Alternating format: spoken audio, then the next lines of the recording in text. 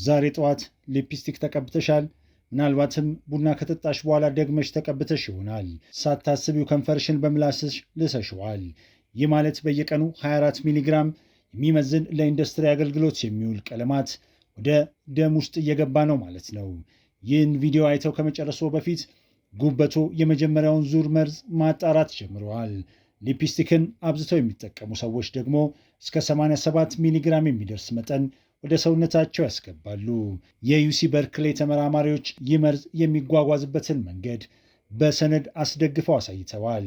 ከከንፈር ንክኪ ወደ ምራቅ፣ ከዛም ወደ አንጀት ስርገት፣ በመጨረሻም በውስጥ አካላት ውስጥ መከማቸት። በአሁን ሰዓት ኩላሊቶ ይህንን እያጣራ ይገኛል። ጉበቶ ደግሞ ሊያፈራርሰው ያልቻለውን መርዝ እያከማቸ ነው። ይህ መርዝ ደግሞ በጭራሽ አይፈራርስም። በኤሮፓውያን አቆጣጠር በጥር 2026 ኤፍዲኤ በሞክሬ ትዕዛዝ የተዘጋጀውን የፒኤፍኤስ ሪፖርት ይፋ ባደረገበት ወቅት በአገር አቀፍ ደረጃ በዋና ዜናነት ሊተላለፍ የሚገባውን አንድ እውነት አመነ። በውበት መዋቢያዎች ውስጥ ከሚገኙት በጣም የተለመዱት ኬሚካሎች መካከል የ76 በመቶዎቹ መርዛማነት መረጃ ያልተሟላ ወይም የማይገኝ በመሆኑ እርሶን ለመጠበቅ የተቋቋመው ይህ መስሪያ ቤት እዚህን ኬሚካሎች በሰውነቶ ውስጥ ምን እያደረጉ እንዳለ እንደማያውቅ ለኮንግረስ ተናግረዋል። እነዚህ ኬሚካሎች ፒኤፍኤስ በመባል ይታወቃሉ። እነዚህ ኬሚካሎች በጭራሽ አይጠፉም፣ ከሰውነት ህብረ ሕዋሳት አይለቁም። በሊፕስቲክ ላይ ያለው የኦርጋኒክ ተፈጥሯዊ ምልክትስ? የተገኙት መረጃዎች እንደሚያስረዱት የምልክት መኖሩ ከእርሳስ ሊድ መርዝ እንዲገላግሎት ሳይሆን እንዲያውም የበለጠ እንዲመጡ የሚያደርግ መሆኑ ነው። ዛሬ ይፋ የምናደርገው በነፃ ገለልተኛ አካላት የተደረጉ የ2026 የላቦራቶሪ ፍተሻዎችን፣ የኤፍዲኤን የእምነት ቃልና የክሮማቶግራፊ ምርመራ ውጤቶችን በመጠቀም ንጹህና ተፈጥሯዊ ናቸው ከሚሉ ብራንዶች መካከል 7ቱ ከባድ ማዕድናት ወደ አፎ እያቀረቡ እንደሆነና ምርመራውን ማለፍ የቻሉት ብቸኞቹ 3 ብራንዶችን ነው። 7ኛው ብራንድ ከቨርገል ክሊን ፍሬሽ የተሰኘው ብራንድ ነው። በዕቃው ላይ ፍሬሽ፣ ትኩስ፣ ንጹህ የሚለውን ቃል በአረንጓዴ ቀለም ጽፈውታል። እነርሱ እርሶ ውሃን፣ ቅጠሎችንና የጠዋት ንጹህ አየርን በአእምሮ እንዲስሉ ይፈልጋሉ። ነገር ግን ላቦራቶሪው በውስጡ ፍሎሪን አግኝቶበታል። ይህም ምግብ እንዳይጣበቅባቸው ተደርገው የሚሰሩ መጥበሻዎችን ለመቀባት የሚያገለግለው የኬሚካል ቤተሰብ ነው። በ2026 በተደረገ የፍሎሪን ምርመራ ምርቱ የፒኤፍኤስ ምልክቶች እንዳሉት ተረጋግጧል። እነዚህም ምርቱ ውሃና መበላሸትን እንዲቋቋም ተደርገው በፎርሙላ ውስጥ ሆን ተብሎ የተሰሩ ዘላቂ ኬሚካሎች ናቸው። የቴፍሎን መጥበሻን በምላሱ አይልሱትም። ነገር ግን ያንን ተመሳሳይ ሞሌኪላዊ ኬሚስትሪ በሰውነቱ ላይ በጣም ቀጭንና የደም ስሮች በብዛት በሚገኙበት ቆዳው ማለትም በከንፈሮ ላይ እየተጫኑት ነው። ደግሞም ከእያንዳንዱ ምግብ በኋላ መልሰው ይቀቡታል። ኤፍዲኤ በ1744 የመዋቢያ ምርቶች ውስጥ ሆን ተብሎ የተጨመሩ 51 የተለያዩ የፒኤፍኤስ አይነቶችን ለይቷል። እነዚህ በስተት የገቡ ሳይሆን ታስቦባቸው የተቀመሙ ግብዓቶች ናቸው። እነዚህም ለ76 በመቶዎቹ የደህንነት መረጃ እንደሌለው ኤፍዲኤ ለኮንግረስ ተናግረዋል። የግብይት ማስታወቂያው ቃል የአረንጓዴ ምልክትና ፍሬሽ የሚል ቃል ነው። ነገር ግን የሞለኪል እውነታው በቀን 8 ሰዓት በአፉ ላይ የሚቀመጥ ለኢንዱስትሪ ውሃ መከላከያ የሚውል ኬሚስትሪ ነው። እነዚህ የፒኤፍኤስ ዘላቂ ኬሚካሎች በጉበትና በኩላሊት ህብረ ሕዋሳት ውስጥ ያለምንም ባዮሎጂያዊ መበስበስ ይከማቻሉ። ንጹህ የሚለው ስያሜ ኤፍዲኤ ደህንነቱን ሊያረጋግጥ የማይችለውን ያልተመረመሩ የኬሚካል ውህዶችን ይደብቃል። በውሃ የማይበላሽ የመዋቢያ ምርት ውጤታማነት ለኢንዱስትሪ ማብሰያ ዕቃዎች መከላከያነት ከሚውለው ተመሳሳይ ሞለኪላዊ ኬሚስትሪ ላይ ይመረኮዛል። 6ኛው ብራንድ ስቶር ብራንድ ናቹራል ላይን። ማሸጊያው ላይ ያሉ የምድር ቀለማት ተፈጥሯዊ ስለሚሉና ዋጋውም ተመጣጣኝ በመሆኑ እንደ ትክክለኛ ምርጫ ቆጥረው የሚገዟቸው ርካሽ ንጹህ ሊፕስቲኮች በ2026 የተደረገው ፍተሻ ከሸክላ አፈር በሚሰሩ ማጣበቂያዎች ውስጥ አርሰኒክ የተባለ መርዝ በትንሽ መጠን ተገኝቶባቸዋል። አርሰኒክ በዓለም ጤና ድርጅት WHO ደረጃ 1 የተመደበ ካንሰር አምጪ ኬሚካል ነው። ለ5 እና 6 ዓመታት በአፉ ላይ እንዲቆይ ተደርጎ በተሰራ ምርት ውስጥ ይገኛል። ሸክላ ከአፈር ውስጥ በሚቆፈርበት ጊዜ አርሰኒክ ከአፈሩ ጋር አብሮ ይወጣል። ማንም አጣርቶ አያወጣውም። ምክንያቱም ይህንን እንዲያደርግ የሚያስገድድ ሕግ የለም። ምንም አይነት ቁጥጥር የለም። የግዴታ ምርመራም የለም። ሊፕስቲክ ሲገዙ $4 እቆጥባለሁ ብለው በምትኩ ግን ከንፈሮን በላሱ ቁጥር፣ ቡና በጠጡ ቁጥር ወይም ከንፈሮን በአንድ ላይ ባጋጩ ቁጥር ካንሰር አምጪ መርዝ በቀጥታ ወደ ጨጓራና አንጀቶ ውስጥ እያስገቡ ነው። የግብይት ማስታወቂያው ቃል ቅጠል የተላበሰና መልሶ ጥቅም ላይ ከዋለ ካርቶን የተሰራ ማሸጊያ ነው። የሞለኪል እውነታው ግን አፈሩ የያዘውን ማንኛውም መርዝ አብረው የተሸከሙ ያልተጣሩ የምድር ማዕድናት ናቸው። ጉዳቶቹ በሸክላ ማጣበቂያዎች ውስጥ የሚገኝ አነስተኛ የአርሰኒክ ክምችት በዓለም ጤና ድርጅት ደረጃ 1 የተመደበ ካንሰር አምጪ መርዝ በቀጥታ ወደ ጨጓራና አንጀት ህብረ ሕዋሳት ይደርሳል። የማንጻት ግዴታዎች አለመኖር ማለት ከምድር የሚቆፈሩ ማደለቢያዎች አፈሩ የያዘውን ማንኛውም መርዝ ይዘው ይጓዛሉ ማለት ነው። ርካሽ ዋጋ መኖሩ ከፍተኛ የመበከል ዕድል ያላቸውን እጅግ በጣም ርካሽ ጥሬ ዕቃዎችን ለመጠቀም ያበረታታል። 5ኛው ብራንድ ሚነራል ፊውዥን። ስሙ ራሱ ሁሉንም ነገር ይነግሮታል። ማዕድናት ዋናው መሸጫ ነጥባቸው፣ የብክለቱ ምንጭም እሱ ነው። ሚነራል ፊውዥን በ2026 የብረት ኦክሳይድ ንጽህናን ማረጋገጥ ባለመቻሉ ማስጠንቀቂያ ተሰጥቶታል። የእነሱ ተፈጥሯዊ ቀለማት ክሮሚየም እና ኒኬል የተባሉ ጥቃቅን ማዕድናትን ይዘዋል። እነዚህ ሁለት ማዕድናት ደግሞ የቆዳ ሐኪሞች ኬላይተስ ብለው የሚጠሩትንና በከንፈር ላይ የሚከሰትን ስር የሰደደ የቆዳ መቆጣት ያነሳሳሉ። ከንፈሮ ይቆራረጣል፣ ይላላጣልም፣ ለሳምንት እንደተቆጣ ይቆያል። እርሶ ደግሞ ተጨማሪ የከንፈር ቅባት ይገዛሉ፣ የአየር ሁኔታውን ይወቅሳሉ። በሰውነቱ ውስጥ የውሃ ማነስ ዲሃይድሬሽን መስሎት ያስባሉ። ነገር ግን መረጃዎች እንደሚያረጋግጡት የበሽታው ምንጭ ያለው እዛው የመዋቢያ ቦርሳ ውስጥ ነው። በተጨማሪም ምድር በተፈጥሯዊ ቀለምና አፈር ውስጥ ባለው አብሮነት ባለው መርዝ መካከል ልዩነት አታደርግም። ቀለሙን በሚቆፍሩበት ጊዜ መርዙንም አብረው ይቆፍሩታል። እርሱ አንድ ላይ ተያይዞ የሚመጣ ጥቅል ነው። ሊድ ክሮሚየም፣ ኒኬል፣ ካድሚየም ልክ እንደ ሞለኪላዊ ሰላዮች ከነዚህ ውብ ተፈጥሯዊ ቀለማት ጋር አብረው ይጓዛሉ። የግብይት ማስታወቂያው ቃል ከምድር የተገኘ የማዕድን ንጽህና ነው። የሞለኪሉ እውነታው ግን በቀን 2 ጊዜ ወደ ከንፈሮ የሚደርስ ከማዕድን ቁፋሮ የተገኘ ያልተጣራ ከባድ ማዕድን ነው።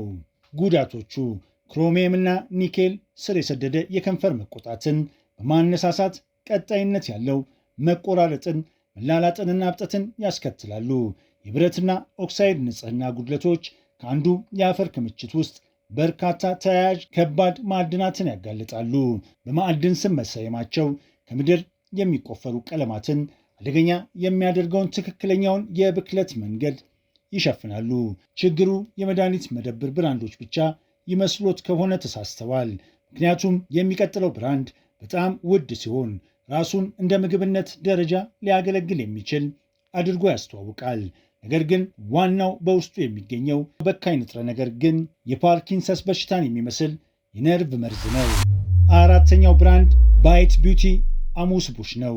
ባይት ቢዩቲ ሙሉ መታወቂያውን የገነባው በአንድ ጥያቄ ላይ ብቻ ነው። የምግብነት ደረጃ ያለው ለመብላት እንኳን ደህንነቱ የተጠበቀ የሚል ነገር ግን የላቦራቶሪ ምርመራው ከዕለታዊ የደህንነት ወሰን በላይ የሆነ የማግኒዥየም መጠን አግኝቶበታል። ማግኒዥየም በጣም አነስተኛ በሆነ መጠን ለሰውነት አስፈላጊ ነው። ነገር ግን በከፍተኛ መጠን ሲገኝ በሰነድ የተረጋገጠ የነርቭ መርዝ ነው። ረጅም ጊዜ ለከፍተኛ መጠን መጋለጥ ማንጋኒዝም የተባለውን የነርቭ በሽታ ያስከትላል።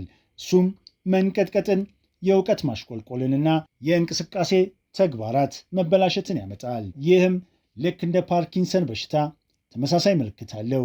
ይህ ሊፕስቲክ ልክ እንደ ምግብ ነው ተብሎ ተነግሮ ነበር።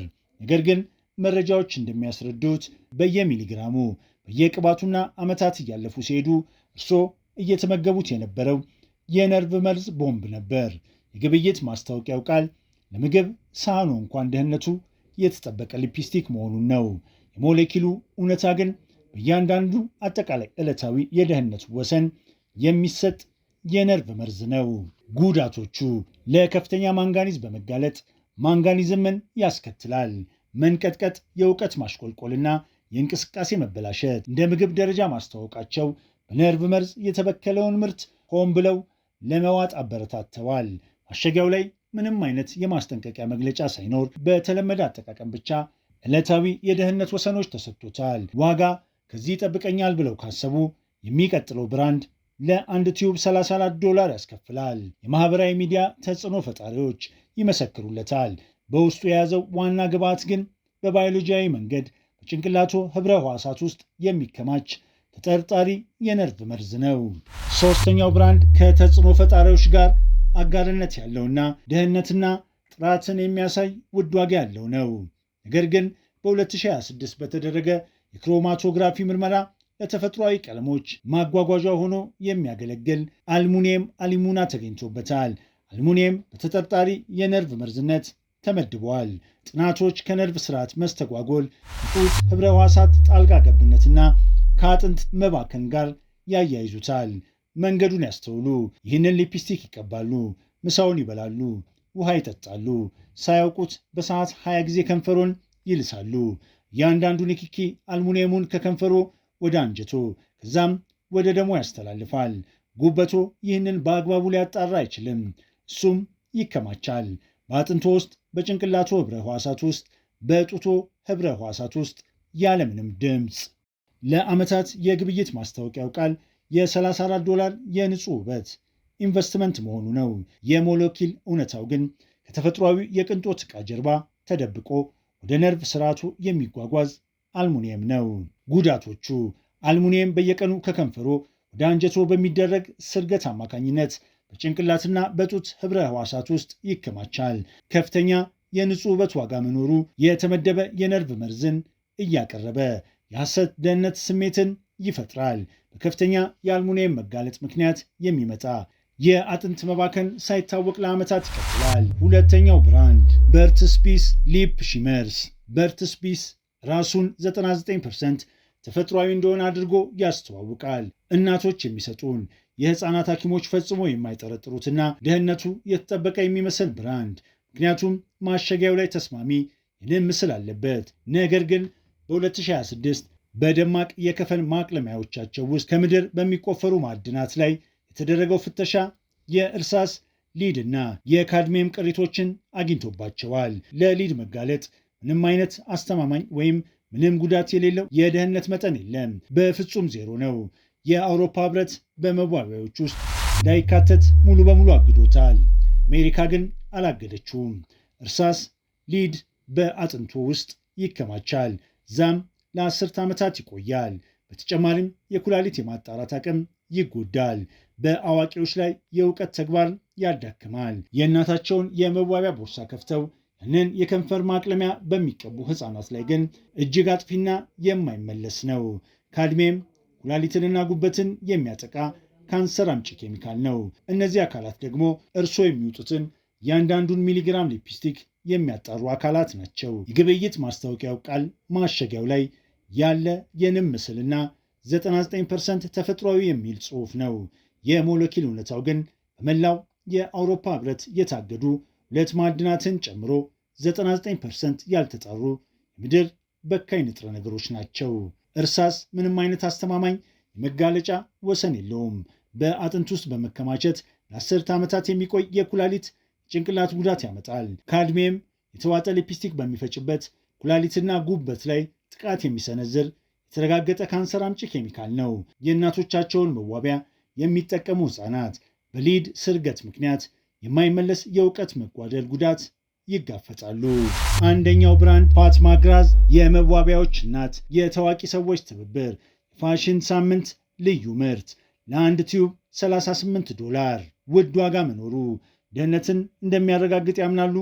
ነገር ግን ላቦራቶሪው በተወሰኑ ቀይ ቀለማት በተለይ ኤልሰን ፎር በተባለው ውስጥ ሊድ፣ ሜርኩሪና አርሰኒክ አግኝተዋል። በከንፈር ምርት ውስጥ ሜርኩሪ በ2026 የተደረጉ ገለልተኛ ትንታኔዎች የሊድ ሴፍ ማማን ፍተሻ ጨምሮ የሜርኩሪውን መጠን ለዕለታዊ አገልግሎት ለሚውል ምርት እጅግ አስደንጋጭ እንደሆነ ፈርጀውታል። እነዚህ መጠኖች በሕግ የተፈቀዱ ናቸው። ምክንያቱም አሜሪካ በሊፕስቲክ ውስጥ ሊኖር ስለሚገባው ከፍተኛ የሜርኩሪ መጠን ያስቀመጠችው ገደብ የለም። ሕጉ የለም። ሕጉ በጭራሽ አልተጻፈም። ሊድ በአጥንቶና በጭንቅላቱ ተግባር ላይ ጥቃት ይሰነዝራል። ሜርኩሪ የነርቭ ስርዓቱንና የኩላሊት ህብረ ህዋሶን ያበላሻል። አርሰኒክ በዓለም ጤና ድርጅት ደረጃ 1 ተብሎ የተመደበ ካንሰር አምጪ ኬሚካል ነው። በአንድ ቲዩብ ውስጥ 3 የተለያዩ መርዛማ ማዕድናት። የግብይት ማስታወቂያው ቃል የቅንጦት የክብርና በዓለም ላይ እጅግ በጣም በሚያደንቋት ሜካፕ አርቲስት የተዘጋጀ መሆኑ ነው። የሞለኪል እውነታው ግን በእያንዳንዱ የ$38 አጠቃቀም የሶስትዮሽ ከባድ ማዕድናት ብክለትን መጋበዝ ነው። ጉዳቶቹ የፌዴራል ከፍተኛ የደህንነት ገደብ ባለመኖሩ ምክንያት ለዕለታዊ አጠቃቀም እጅግ አስደንጋጭ የሆኑ የሜርኩሪ መጠኖች ተገኝተዋል። የሶስትዮሽ ከባድ ማዕድናት ብክለት ሊድ፣ ሜርኩሪና አርሰኒክ በአንድ የከንፈር ምርት ውስጥ መኖራቸው ተረጋግጧል። የቅንጦት ዋጋ መኖሩ የሐሰት የጥራት ዋስትናን ይፈጥራል። በምትኩ ግን 3 የተመደቡ መርዛማ ንጥረ ነገሮችን ወደ ደሞ ውስጥ ያስገባል። በእያንዳንዱ ፍተሻ ላይ 3 ማዕድናት ደጋግሞ ይታያሉ። እነሱም ሊድ፣ አልሙኒየም እና ማንጋኒዝ ናቸው። መረጃዎች ይህንን ተመሳሳይ አካሄድ ያረጋግጣሉ። ሊድ ምንም አይነት አስተማማኝ የመጋለጫ ደረጃ የለውም። በአጥንት ህብረ ሕዋሳት ውስጥ በመቀመጥ ለ10 ዓመታት ይቆያል። ይህም ለኩላሊት መታወክና ለእውቀት ማሽቆልቆል ይዳርጋል። የአውሮፓ ህብረት በመዋቢያዎቹ ውስጥ እንዳይካተት አግዶታል። አሜሪካ ግን ትፈቅዳለች። አልሙኒየም ከነርቭ ስርዓት መበላሸት ጋር የተያያዘ የተመደበ የነርቭ መርዝ ነው። በከንፈር ምርቶች አማካኝነት በየቀኑ መዋጥ ደምን ከጭንቅላት ከሚለየው የጥበቃ ግድግዳ አልፎ በቀጥታ እንዲገባ መንገድ ይከፍታል። ማንጋኒዝ በከፍተኛ መጠን ሲገኝ ማንጋኒዝም ያስከትላል። ይህ የፓርኪንሰንስ በሽታን የሚመስል ተራማጅ የነርቭ መበላሸት ነው። 3ቱም ማዕድናት በአሜሪካ ሕግ መሰረት የተፈቀዱ ቢሆንም በ2026 የመርዛማነት ጥናት መመዘኛዎች መሰረት ግን በሕክምናው ዓለም እጅግ አሳሳቢ የሆኑ መጠኖች ናቸው። በሕግ የተፈቀደ ማለት ደህንነቱ የተጠበቀ ነው ማለት አይደለም፣ ገና አልተጻፈም ማለት ብቻ ነው። ሊፕስቲኮን አሁን የሚፈትሹባቸው 3 ቀላል የቤት ውስጥ ምርመራዎች ደህንነታቸው የተጠበቁ ብራንዶችን ከመግለጣችን በፊት አሁኑኑ በመዋቢያ ቦርሳ ውስጥ ያለውን ምርት እንዴት መፈተሽ እንደሚችሉ እነሆ። የላቦራቶሪ ዕቃ አያስፈልጎትም፣ የኬሚስትሪ ዲግሪም አይጠይቅም። 5 ደቂቃና እውነታው ብቻ። አንደኛው ምርመራ ለእርሳስ የሚደረግ የወርቅ ቀለበት ምርመራ። የ14 ካራት ወይም ከዛ በላይ የሆነ የወርቅ ቀለበት ይውሰዱ። ሊፕስቲኮን በእጆ ጀርባ ላይ ወፍራም መስመር አድርገው ይቀቡት። የወርቅ ቀለበቱን በዛ የተቀባው መስመር ላይ ቀስ አድርገው ይጎትቱት። ወርቁ ከእርሳስ ጋር ሲነካካ ምላሽ ይሰጣል። ወርቁ ባለፈበት ቦታ ላይ ቀለሙ ወደ ጥቁር ወይም ጥቁር ግራጫ ከተቀየረ ሊፕስቲኩ ሊድ ይዟል ማለት ነው። መስመሩ ይበልጥ በጠቆረ ቁጥር የመርዙ ክምችት ከፍተኛ ነው ማለት ነው። ምንም አይነት የቀለም ለውጥ ከሌለ ግን ሊታወቅ የሚችል ሊድ የለም ማለት ነው። ይህንን በቤቶ ባሉ እያንዳንዱ የሊፕስቲክ ቲዩቦች ላይ ይሞክሩት። አሁን የሚወጣው ውጤት ነገ ጠዋት ከንፈሩ ላይ የሚቀቡትን ነገር ይለውጠዋል። ሁለተኛው ምርመራ ለፒኤፍኤስ የሚደረግ የውሃ መለየት ምርመራ። አንድ ግልጽ ብርጭቆ በክፍል ሙቀት መጠን ባለው ውሃ ይሙሉ። ሊፕስቲኮን በጣቶ ጫፍ ላይ ይቀቡትና ለ10 ሰከንድ ያህል ውሃ ውስጥ ያጥልቁት። ከዛም ጣቶን ቀስ ብለው ያውጡ። ቀለሙ በውሃው ላይ ተለይቶ ከተጠራቀመና ልክ እንደ ዘይት በውሃው ላይ ተቀምጦ ለመሟሟት ፈቃደኛ ካልሆነ ሊፕስቲኮ ውሃውን የሚከላከል የፒኤፍ ኬሚስትሪ ይዟል ማለት ነው። ንጹህ የሆኑ ፎርሙላዎች ግን ይበተናሉ ወይም ሰው ሰራሽ መከላከያ ግድግዳዎች ስለማይኖራቸው በከፊል ይሟሟሉ። ሊፕስቲኮ በብርጭቆ ውስጥ ያለውን ውሃ የሚቋቋም ከሆነ ያንን ውጤት ለማምጣት ዘላቂ ኬሚካሎችን እየተጠቀመ ነው። እነዚህ ተመሳሳይ ሞለኪሎች በአሁን ሰዓት ከከንፈሮ ላይ ተቀምጠው ምራቆን በመቋቋም ከከንፈሮ ጋር የሚቆዩበትን ጊዜ በማራዘም ወደ ደም ውስጥ የሚገቡትን መርዝ መጠን እያሳደጉት ነው። ሶስተኛው ምርመራ ለሰው ሰራሽ ማደለቢያዎች የሚደረግ የቃጠሎ ምርመራ። በብረት ማንኪያ ላይ ጥቂት ሊፕስቲክ ያድርጉ። ከዛም ማቀጣጠያ በመጠቀም ከማንኪያው በታች ለ5 ሰከንድ እሳቱን የያዙ ከተፈጥሯዊ ሰምና ከእጽዋት ዘይቶች የተሰሩ ንጹህ ሊፕስቲኮች ያለምንም ከፍተኛ ጭስና ያለምንም ተረፈ ምርት በቀላሉ ይቀልጣሉ። በሰው ሰራሽ ፖሊመሮች፣ በሲሊከን ፊልሞችና በኬሚካል ማደለቢያዎች የተሞሉ ሊፕስቲኮች ግን ይንተከተካሉ፣ ይፈነዳሉ፣ ጥቁር ጭስ ያወጣሉ። እንዲሁም በማንኪያው ላይ ጠንካራ ደረቅ ተረፈ ምርት ይተዋሉ። ያ የተረፈ ምርት አፎ ላይ ሲቀቡት የነበረው ሰው ሰራሽ ኬሚስትሪ ነው። በማንኪያው ላይ በንጽህና ሊቃጠል ካልቻለ በሰውነቱ ውስጥም በንጽህና ሊፈጭና ሊወገድ አይችልም። 3 ምርመራዎች፣ 5 ደቂቃዎች። ዛሬ ማታውኑ ይሞክሯቸው። ምርመራውን ያለፉ 3 ብራንዶች እነዚህን ከባድ ማዕድናት ለማስወገድ የሚያስችሉ የማጣራት ሂደቶችንና የግብዓት አቅርቦቶችን ለማሟላት በአሁን ሰዓት ውጪያቸውን ለመሸፈን ፈቃደኛ የሆኑ 3 ኩባንያዎች ብቻ ናቸው። እንደ ኤሮፓውያን አቆጣጠር የ2026ቱን ገለልተኛ ፍተሻ ማለፍ የቻሉት እነሱ ብቻ ናቸው። ሌሎቹ ብራንዶች በሙሉ ወድቀዋል። በትክክል ሊተማመኑባቸው የሚችሏቸው እነሆ። ሶስተኛው አስተማማኝ ብራንድ ጎፕሌ ኮስሞቲክስ ዲአይዋይ ኪትስ እጅግ በጣም ከፍተኛ ንጽህና ካላቸው የቀለም ውህዶች ላይ የራስዎን የከንፈር ቀለም እርስዎ ራስዎ ያዘጋጃሉ። በዚህም በትላልቅ ፋብሪካዎች ውስጥ በሚመረቱበት ጊዜ ማዕድናትን የሚያስገቡትን የጅምላ ማምረቻ ሂደቶችን ሙሉ በሙሉ ያልፋሉ። እያንዳንዱን ግብዓት እርስዎ ራስዎ ይቆጣጠራሉ። ማንኛውም የማይታወቅ ተለዋጭ ነገር ያስወግዳሉ። ብክለቱ የሚከሰተው በማምረቻው መስመር ላይ ነው። ያንን የማምረቻ መስመር ሲያስወግዱት ብክለቱንም አብረው ያስወግዳሉ። ከፍተኛ ንጽህና ካላቸው ውህዶች ላይ የራስዎን ቀለም ማዘጋጀት የፋብሪካ ብክለትን ከምንጩ ያጠፋል። ተጠቃሚው በእያንዳንዱ ግብዓት ላይ ሙሉ ቁጥጥር ስላለው ያልታወቁ ተለዋጭ ነገሮችን ያስወግዳል። ሌሎች ብራንዶች ከዚህ እውነታ ጀርባ ይደበቃሉ። ይህ ማምረቻ መንገድ ከጅምላ ምርት መስመሮች የሚወጡ ተያያዥ ማዕድናትን ያስቀራል። ሁለተኛው አስተማማኝ ብራንድ አክሲዮሎጂ ፕላስቲክ ፍሪ ባልምስ የተረጋገጡ የ2026 የላቦራቶሪ ውጤቶች በውስጡ ምንም አይነት ፒኤፍኤስ እንደሌለ አረጋግጠዋል። ከ10 ወይም ከዛ በታች የሆኑ ግብዓቶች ብቻ ለመጠቀም ያላቸው ቁርጠኝነት በማምረት ሂደት ውስጥ ብክለት የሚያስከትሉ ማሟያዎችን ያስቀራል። እያንዳንዱ ግብዓት ተዘርዝሯል። እያንዳንዱ ምንጭ ሊታወቅ የሚችል ነው። ፎርሙላው በጣም ቀላል ከመሆኑ የተነሳ የኬሚስትሪ ዲግሪ ሳይኖሮት በቲዩቡ ጀርባ ላይ በቀላሉ ማንበብ ይችላሉ። ቀላል ኬሚስትሪ፣ የተረጋገጡ ውጤቶች፣ ሌሎች ብራንዶች ለማቅረብ ፈቃደኛ የማይሆኑት ግልጽነት። በ2026 በገለልተኛ የላቦራቶሪ ምርመራ የተረጋገጠ ዜሮ ፒኤፍኤስ። ይህ ኩባንያው ራሱ በራሱ የሰጠው ምስክርነት አይደለም። ከ10 ወይም ከዛ በታች የሆኑ ግብዓቶች ብቻ የያዘው ፎርሙላውም በምርት ሂደት ውስጥ ብክለትን የሚያስከትሉ ማሟያዎችን ያስቀራል። የተሟላ የግብዓት ግልጽነት መኖሩ ምንም አይነት ልዩ እውቀት ወይም እምነት ሳይጠይቅ እውነታውን ለማረጋገጥ ያስችላል። አንደኛና ዋነኛው አስተማማኝ ብራንድ 100% ፒውር ፍሩቲ ፒግመንትድ። እነሱ ማዕድናትን ለመጠቀም ፈቃደኛ አይደሉም።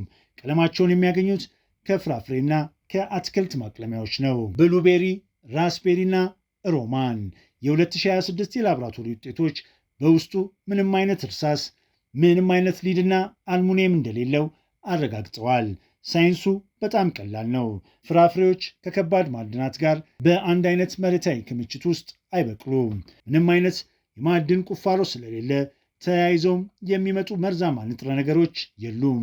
ከምድር የሚቆፈር ቀለም አለመኖር ማለት የማዕድን ቀለም ወጥመድ የለም ማለት ነው።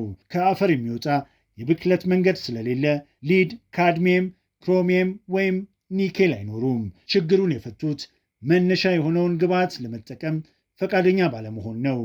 ይህ የጥራት ደረጃዎች ሁሉ መለኪያ ነው። አንድ ኩባንያ ከትርፍ ይልቅ ለደህንነት ቅድሚያ ሲሰጥ እውነተኛ ንጽህና ምን እንደሚመስል ማሳያ ነው። ጥቅሞቹ በ2026 ገለልተኛ የላቦራቶሪ ምርመራ የተረጋገጠ ዜሮ ሊድ እና ዜሮ አልሙኒየም፣ የፍራፍሬና አትክልት ቀለማት የማዕድን ቀለም ወጥመድን በሞለኪል ደረጃ ያልፋታል። ከምድር የሚቆፈሩ ግብዓቶች አለመኖራቸው ከአፈር የሚመጣውን የብክለት መንገድ በፎርሙላው ውስጥ ፈጽሞ እንዳይኖር ያደርጋል። ራስዎን እንዴት መከላከል ይችላሉ? የመዋቢያ ቦርሳውን አሁኑኑ ይፈትሹ። በግብዓቶቹ ዝርዝር ላይ CI 77491 የሚለውን ኮድ ይፈልጉ። ይህ የብረት ኦክሳይድ ነው። ቀለሙ ራሱ መጥፎ አይደለም፣ ነገር ግን 3 ጊዜ የጠራ ካልሆነ በከንፈር ምቶች ውስጥ የሚገኝ የሊድ ብክለት ዋነኛ ምንጭ መሆኑን የላቦራቶሪ መረጃዎች ያረጋግጣሉ። የእርሶ ብራንድ 3 ጊዜ መጽዳቱን ማረጋገጥ ካልቻሉ ይህ ትልቅ የማስጠንቀቂያ ምልክት ነው። ለረጅም ጊዜ የሚቆይ ወይም የማይበላሽ የሚሉትን ያስወግዱ። እነዚህን ውጤቶች ለማምጣት የፒኤፍኤስ ኬሚስትሪ የግድ ያስፈልጋል። ያለ ዘላቂ ኬሚካሎች እነዚህን ውጤቶች ለማምጣት የሚያስችል ሌላ አማራጭ የሞለኪል መንገድ የለም። የሶስተኛ ወገን ማረጋገጫን ይጠይቁ። የኢደብሊውጂ ቬሪፋይድ ወይም የሜድሴፍ ማረጋገጫዎች የገለልተኛ ላቦራቶሪ ምርመራን እንጂ የኩባንያውን የራሱን ሪፖርት በቆዳ ሐኪም የተረጋገጠ የሚል ጽሑፍ ወይም በሳጥኑ ላይ ያለ አረንጓዴ ቅጠልን አይቀበሉ። እርስዎ ራስዎ ሊያረጋግጡት የሚችሉት ትክክለኛ የላቦራቶሪ ሰነድ ያስፈልጋል።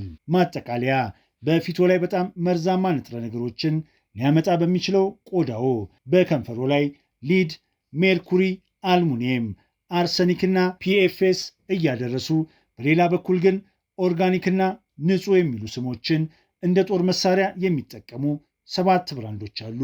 በአንጻሩ ደግሞ አንድ ኩባንያ ከትርፍ ዕዳግ ይልቅ ለደህንነት ቅድሚያ ሲሰጥ ንጹህ የሆኑ ውህዶች መኖር እንደሚችሉ ያረጋገጡ 3 የተመሰከረላቸው ብራንዶች አሉ።